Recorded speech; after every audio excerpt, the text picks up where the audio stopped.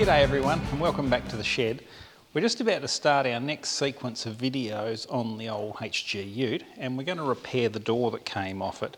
Now, we've all seen the car with that beige door on it. It's been on it the whole time we've been working on the roof project, and originally I bought that door for this car and it's an absolute cracker. There's one little pinprick of rust in the bottom of it which would take half an hour to fix properly or 5 minutes to fix averagely, which both would work all right. Now, where's the fun in making a sequence video about fixing one little pinprick of rust? So I thought, why not use the original door? Now, this is not a bad door, but it's not a great door. It's got a bit of rust through the skin on the outside at the bottom. It's got rust in the frame on the inside. But the worst of it is, somebody hacked a big hole for a radio speaker in it sometime in the past, and they've done all this butchery inside the door. And we've also got the typical Holden rust down the bottom here, and that's really typical for cars of this era where they rust in these bottom corners. So what we will do is start off by just completely dismantling this door so it's ready to work with. And originally I was just going to do that and have a shell ready to work on, but then I thought, well, we might as well make a video of this, and it can be basically door dismantling 101 sort of thing, a beginner's guide or something like that. So I've just got this, I've got another door set up there as well, and we'll just talk our way through starting from scratch and getting a door dismantled, because it can be a bit daunting when you look at all the pieces that fit inside a door to work. And if you're taking one apart for the first time and thinking, oh my God, look at all these pieces, how am I ever going to get this back together again? Well, stick around because it's very simple. The first thing that you're going to need to do naturally is to get the interior panel off the door. Now this one's already off, it's just sitting there, and I'll just quickly go over the things that you're likely to find that can be troublesome. Now, a lot of cars will just have a small screw holding the window crank on.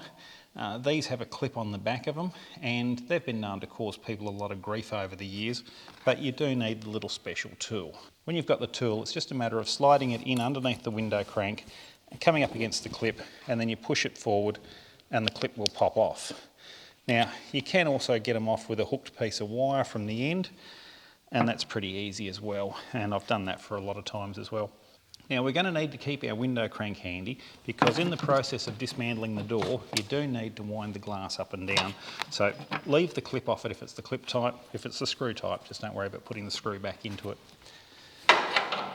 Now, this is an early 70s car, and back then they were trying to sort of smooth everything off and make them look nice. So the armrest has got these little plastic plugs that fit in over the screws that hold them on, and they will prise out quite easily with the window tool, just hooked underneath the edge of it. Carefully walk them up and they'll pop out. As the 70s went on, the car manufacturers kept looking at ways to cheapen the cars off and make them easier to manufacture so there was less parts to go in there. So they would design their armrests so that these holes would be hidden on an angle or hidden by the shape of the armrest, so that when you were getting in and out of the car, the angle that you're looking at the armrest from, you couldn't see them, and when you're sitting in the driver's seat, you couldn't see them. So it's just a matter of looking around them, and by then we wound up with these big hideous long armrests on car doors, and quite often they'll have sneaky little screws hidden in behind door handles and things like that.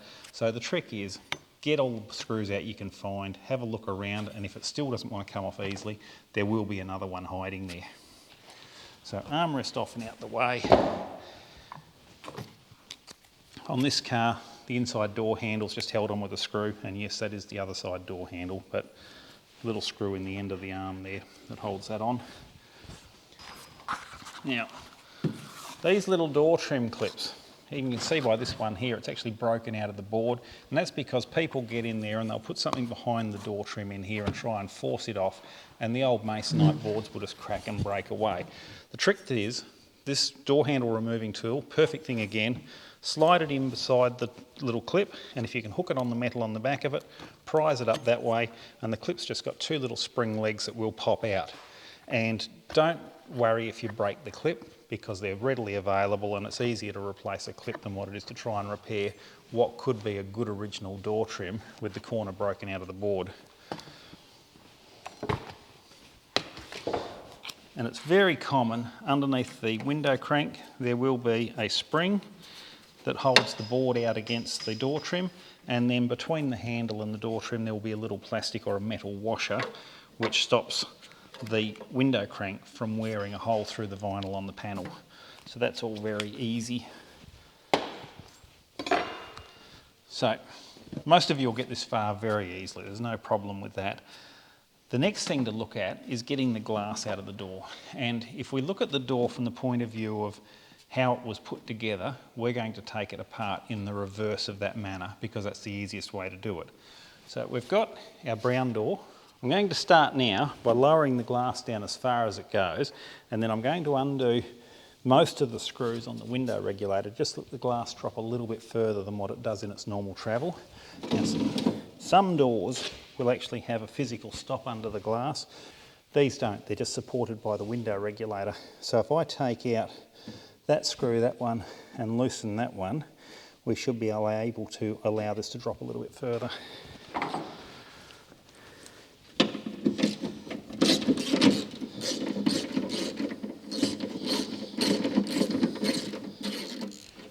If you're unsure of how it looks when it goes together, grab a few photos with your mobile phone and keep them in a file handy for when you go to put it back together. Now, the one thing that restorers never seem to do on these cars is if you look, you'll see this sealant that's been sprayed over here or brushed over here, and that's to stop the moisture that gets inside the doors from creeping through and getting on the back of the door trims. Now the factory was very careful to actually make sure that even these bolts were sealed up to stop the moisture leaking through, and yet I've never seen any other restorers ever actually take any effort to seal these off. Now you might say that only a little bit of moisture is going to get through there, but these boards on the back of these door trims are very sensitive to moisture, and you get a bit of moisture in there, they can bulge out the way, cause all sorts of issues, they can go rotten in the door, and given that we want to make these cars as nice as we possibly can, it's just a small thing to do, and even just a bit of upholstery glue brushed over there is enough to seal that bolt head. Now, our glasses drop down there. Now, some cars you will be able to get the glass out through the bottom of here, but the normal procedure is to get the quarter vent window out the way first, hook that out, get it out of the car, and then you can lift the glass out quite easily. The problem that will come in is there are two rubber strips that go either side of the glass, and they're called the belt weather strips. They've got to come out first, and late 60s, 1970s cars, they have got the gnarliest, horriblest little clips you've ever come across. So the best advice is to just destroy the clip to get the seal out, and normally this will be perished and worn out anyway, so we're going to put new ones on the car. But don't throw the old one away. Keep it until you're ready to put your car back together. Mark them so you know where they came from in the car, and when you get your big box of new rubber parts from your supplier and he's just got your pile of belt weather strips inside his box, you can compare the originals to the reproduction ones and work out where they go, and you can lay them out so they're ready to put together. Now, the other problem that comes in with reproduction rubber is quite often the clips are quite a little bit out of step. And if that's the case, you can either contact the supplier and get a replacement strip, or you can get the clips off the strip, drill a couple of new holes in it, relocate the clip and put it all together yourself. Once you clip that in there, it's pretty much history. They are very hard to get them out again without firstly damaging the rubber seal and making it all wavy and out of shape, or damaging the clips. Now, back in the 70s, 80s, 90s, we could buy these clips easily because every car used them, but now they're getting harder to find, and even the reproduction rubber companies are getting wary on supplying just clips alone. Here is a couple of belt weather strips. Now this one is typical for what we're pulling apart now. This is a 1970s Holden one, and Fords are very much the same, Chryslers are very much the same, and the clip itself's pretty basic, but what they did to really upset us was, in the bottom leg, there's a little barb, and once you clip that in there, that barb hooks in behind the door, and you've pretty much got to either squash the clip or manage to wriggle something up from the bottom, but bear in mind the glass is in the way and things like that, so it's very hard to get in there, to actually push that little clip in to get it to come undone. So my recommendation is flat screwdriver on top of the clip, give it a good bump with your hand, and that will collapse the clip, and then it just lifts out quite easily. Back in the 1950s and up into the early 60s, car manufacturers were a lot friendlier to us. They gave us these little clips that are a lot like press studs. Now these ones will pop in and out as many times as you want. If you needed to get a quarter vent out to replace the seal, screwdriver, walk your way along, pop, pop, pop, out comes the belt weather strip. You can get the door apart, you can put it back together, and you can clip the same belt weather strip back in again. No big dramas. If you have a good door that by accident you've done something wrong and you've got to get it apart again and you've got to get the belt weather strip out and you don't want to scratch the paint, wrap a small amount of tape around the end of your screwdriver and the tape will slide past the paint and you'll have no dramas there. The same thing with taking your door panels off, the inside door trims. If you use that door handle remover and wrap a little bit of tape around it, you can protect the paint around the inside of the door. But most of us will have a door like this that we want to repair, so we just want to get the thing apart and it doesn't matter if we actually damage the old paint. So, some of these strips will have a screw on each end. Ford are very good at doing that to us, and we've got to watch for that. If you're having trouble getting it to come undone, just have a look in the backing on it and see whether you can see the head of a screw hiding in there. But this one here is all just clips. So there's the clip there, bump him down like that. And that one's just popped out as I did it.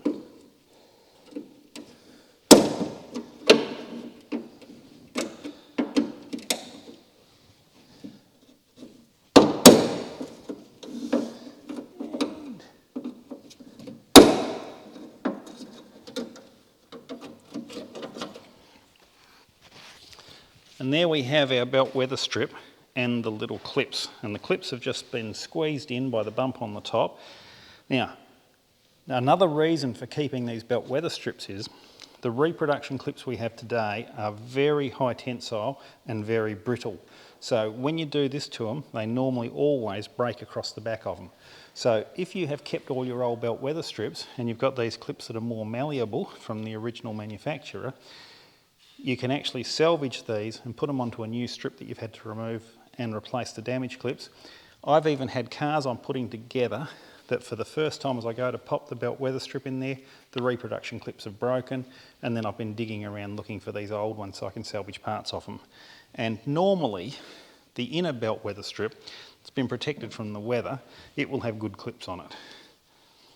Now we've got this felt material that the glass slides into. It's commonly called Bailey channel, and it normally is just hooked in there. So if you get a screwdriver behind it, you can hook it out, and the end of it will be butted up against your quarter vent window. Now that will peel down. Now normally with the door dismantling, I'll just get this one this far, and that allows me to get the quarter vent out, and from there I can get the glass out. Now glass will scratch quite easily if it comes up against a sharp metal edge, so I always like to get the glass out of the door as quick as I can, so that way I can move on to all the other stuff, and it doesn't matter if I drop a window regulator in there or something like that, it's not going to damage the glass. So on this one, we've got the quarter vent post, runs all the way down, and it's just held on with a little adjuster down the bottom, and that adjuster, don't panic about that, all it does is centres the quarter vent in the actual opening in the top of the door. So there's nothing tricky about that, but you do need to remove it completely. So it's like a little T-shaped threaded bolt with another bolt poking out the top of it, which is what this nut is screwed onto. So if you look carefully, there's a little screwdriver slot in the end of it. So the thing to do is to undo the nut, take it off, and then screw the bolt out of the quarter vent.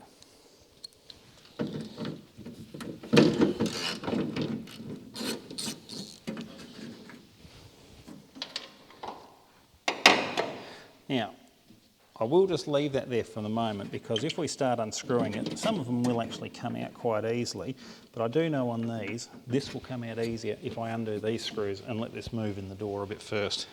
So we've got a row of screws just down the front edge there.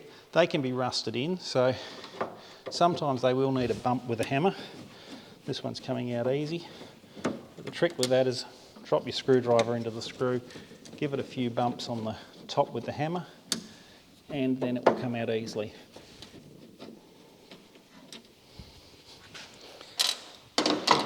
Now that's why we've taken the Bailey channel out the way, is to allow this door glass enough room to move in the door. Now, there is, hiding in here, a little screw down from the top. Now, quite often, that will have stripped out and been rattling around loose for a lot of years. If the car's been apart before and it's been painted before, that is quite often missing. It was pretty common back in the day that people would put them together without them in there. And sometimes you will sit there and it will just turn around and round and round and not lift out. And then you're probably going to have to get 2 screwdrivers, one underneath it, to lift it until you get to unscrew. But we've been lucky today. This one's come undone, and it's just a little tiny headed screw so that it doesn't actually interfere with the bottom of the glass frame. Now, on these old Holdens and the Falcons that have got these quarter vents, I will actually weld that screw hole up and re-drill it and then force the screw in through the weld, and that gives it a really nice permanent fixture in there. The original ones came with a little bit of a slot in there so that they could just drop the quarter vent window in there. The assembly line workers could just poke it in there and it would bite wherever it hit that slot.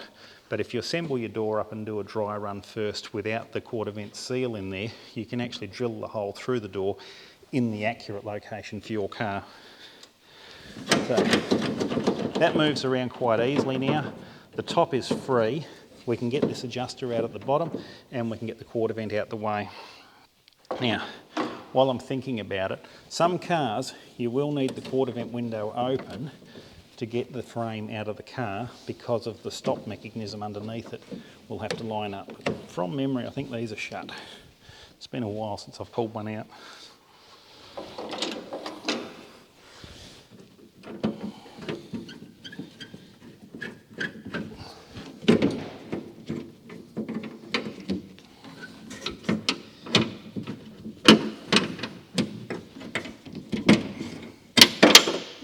That's come out, and it came out easily.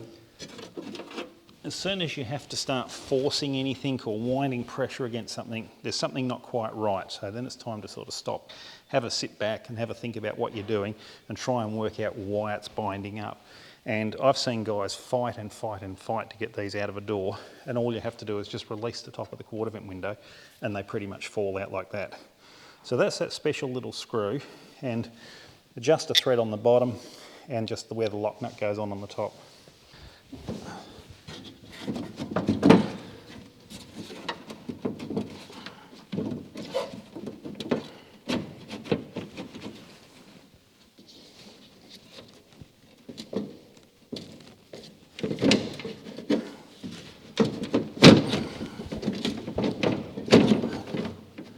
We have got him hooked in for some reason. What I'll do.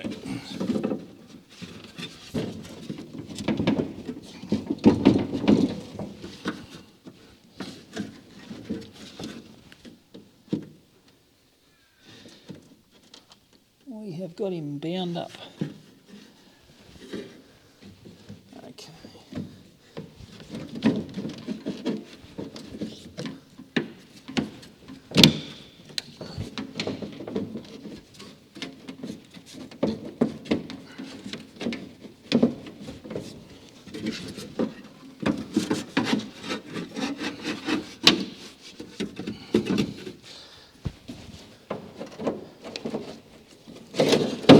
Righto, that's got it.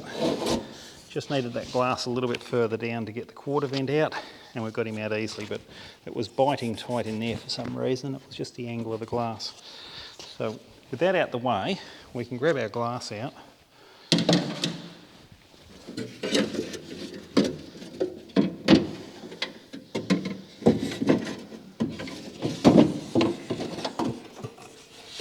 Now on this door, it would come out through there as well. That wouldn't be a drama. Some doors will only go the one way. Most of them you'll have a few ways of getting it in and out, but that's got him out, and this one's a good glass. Quite often cars this old, this lift channel on the bottom's rusted away and we'll need to replace those in restoration, but we've been very lucky with this car. It's a 95,000 mile car, and I think up until, well, the 10 years before I bought it, it had been looked after quite well. So from here we can get the Bailey channel out the rest of the way. Now I also like to keep these until I have finished the restoration. mainly because the factory put these cuts in the corners so that they would wrap around easily, and the reproduction piece you get will just come as a straight length. So with that, we can actually line them up side by side on the bench. We can put the cuts in the same place, and then when we assemble it up, it's going to curl around and fit snugly in the corner, just like the original did.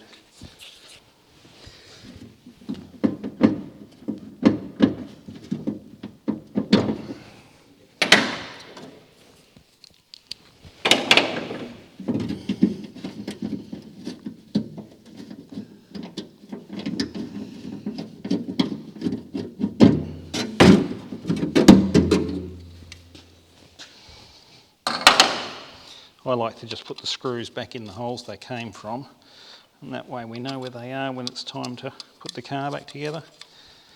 And if it's a car that I am not very familiar with, I will just get a permanent marker and write on the regulators which door they belong to, and that just saves a lot of time going back together, because you can just look at them in the box and say, yep, that's the right hand door, we'll grab that one. Now where the Bailey channel goes down in the door, there will be a metal channel for the glass to slide down into as it goes past the door latch, and that'll come out. And on pretty much everything, there will just be a couple of screws holding it on. Some cars will have an adjuster on the bottom edge to get the glass to track straight through the door, and it'll be through this face here. But normally, like I say, 60s, 70s, 50s, cars will have some screws through the outside edge of the door. And that's just that curved channel there. So screws back in that.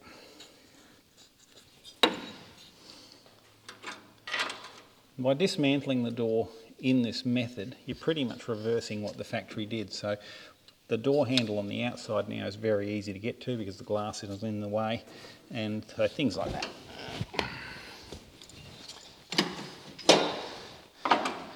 Now, we have in here an unauthorised owner modification, and it's a split pin that's been poked through a hole, and there must have been a rattling door rod in the back of it originally, and it's got a little spring hooked on the back of it onto the actual rod that runs between the door handle and the latch.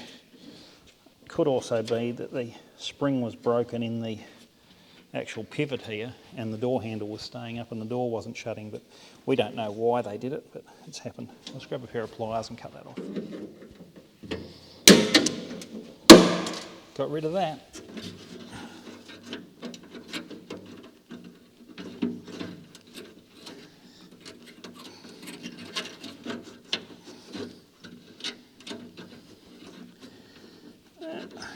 Doesn't want to come off. We'll pull the handle off and have a look.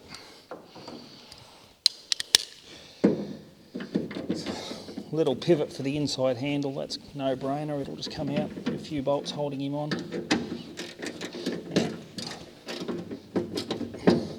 Now a lot of this stuff will come out just with the window wound up, so it's your choice on how you go about it, but I like to do them this way.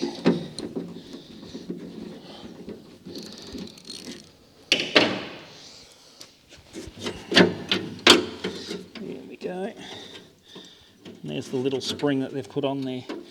Yeah, and that's why.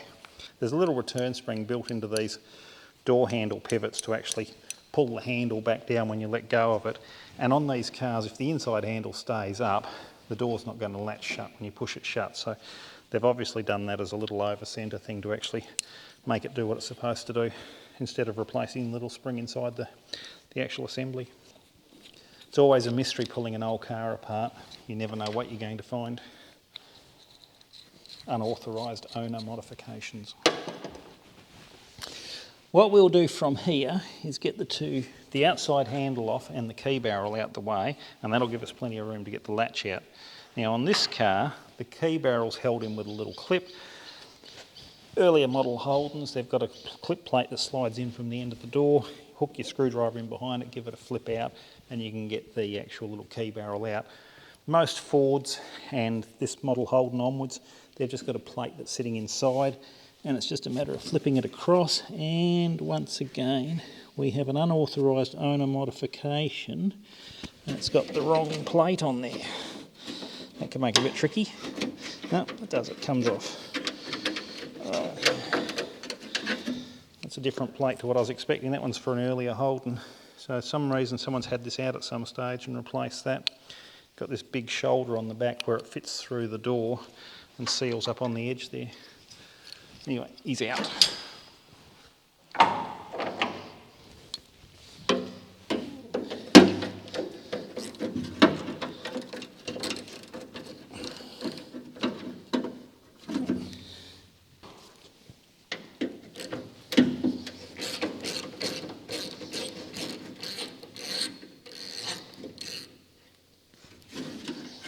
The further we head into the 1970s, the more complicated the outside door handle becomes.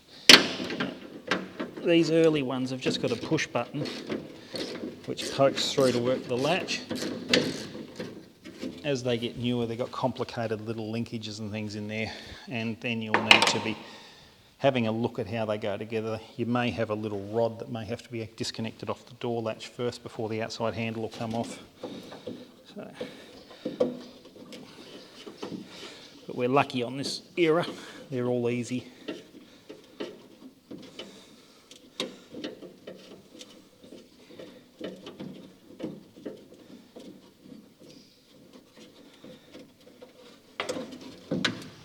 Gotta love the old push button handles, I reckon they're great. Inside lock knob we'll just unscrew.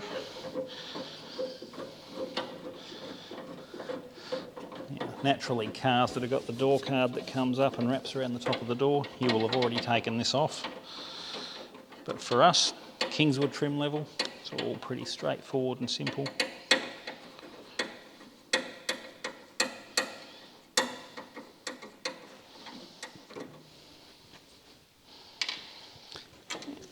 A few screws and the door latches out.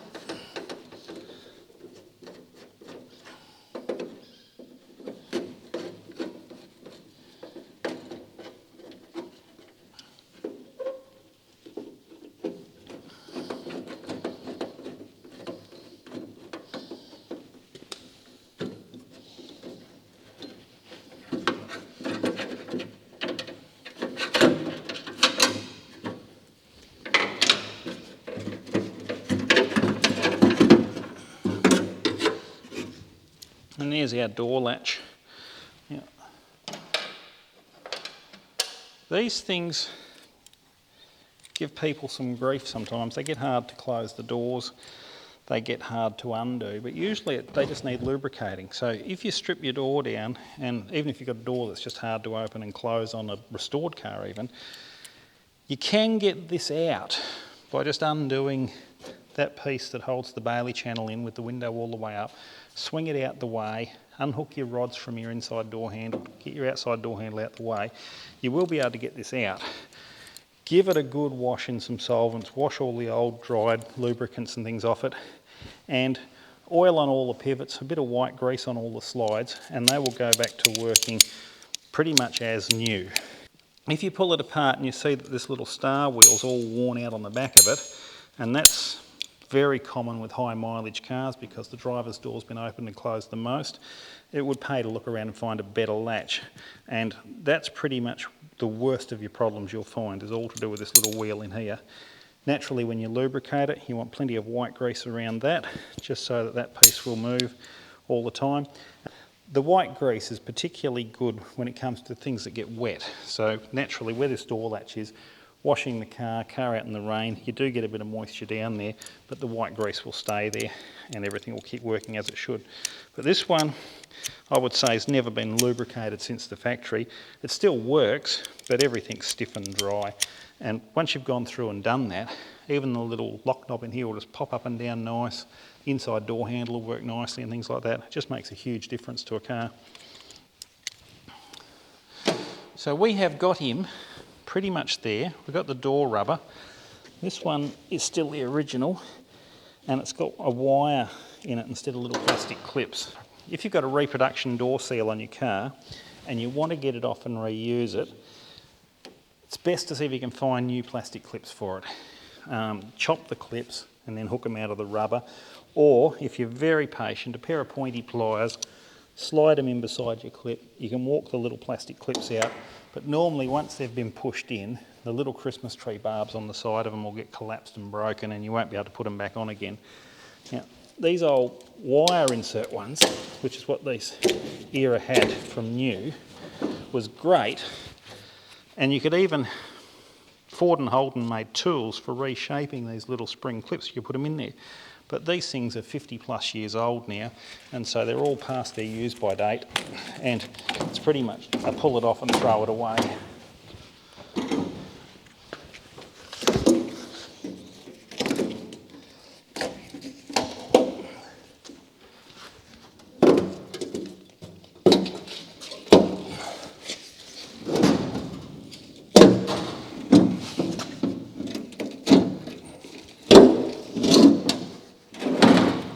And that's him, gone. And when you look around your door at this stage, you'll see these little plastic inserts pushed in where the door panel clips went in there. And they are to stop the moisture creeping out the clips when they land on the clip. So they're a vital part to be in there. If you have a metal clip in a metal hole, even with the paint around it, with the car being used and road vibrations and just the vibrations from the engine running, that clip is going to wear through the paint very quickly. If any moisture comes inside the door, which we know happens, that will rust very quickly. So, dual purpose. The little plastic insert stops the metal rubbing on the metal and causing the paint to wear away, and it also stops the moisture creeping in and getting on the back of that door panel and destroying it. There's also little plastic inserts in the wet area where the door seal clips into. Now, all of these things, you can sit there and you can stuff around for ages and ages and ages and get them all out, but you will find that most of them will have puncture holes in them from the clips, and these little black ones that go in here for the weather strip to go into are pretty much a once only. Once you try and put them back in there, you might get them in there, and then 6 or 8 weeks after you've put your whole car back together, it's shiny and pretty, you will notice that your weather seal is hanging down at the bottom. So to take them off, all I do is chop them off with my favourite little sharpened up scraper and bump the end through the hole. Now, once again, we've got another unauthorised owner modification. This car had the wire poked through here for the radio speaker, and they've used one of these same little plastic buttons and they've cut the back of it off to get the wire through. And not even in a very good spot, because this is where it pinches when the door closes anyway. So when I bought the car, there were no speakers in the doors, just holes in the door panels. These are all available from your parts outlets that will provide you with your door seals and your clips and bits and pieces like that. Quite often this stuff will come in a full rubber kit. So it's just a case of don't waste your time, just cut the things off.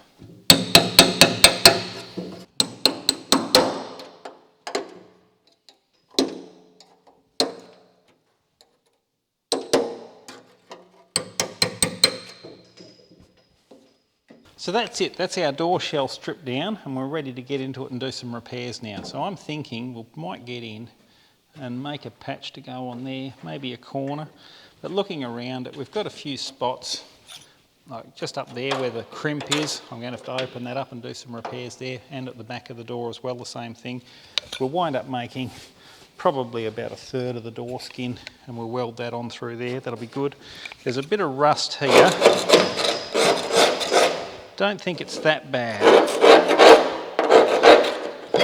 That'll probably just need a little bit of a blast and a tidy up, but we'll definitely need to do a front corner in here, a rear corner out here where it comes out to the skin, and naturally we'll do our radio hole repair there, bit up there, and the outside skin. So all in all, not a great door, but it's not a bad one, so I'd say it's pretty average. A lot of you guys will be facing a similar amount of work to repair the doors on your car. Now, I'll get in quick. Don't get too excited about the door I'm not going to use on this car. I'm going to put that on my other HG. I'm Rob Teal. Thanks guys, we'll catch you next time.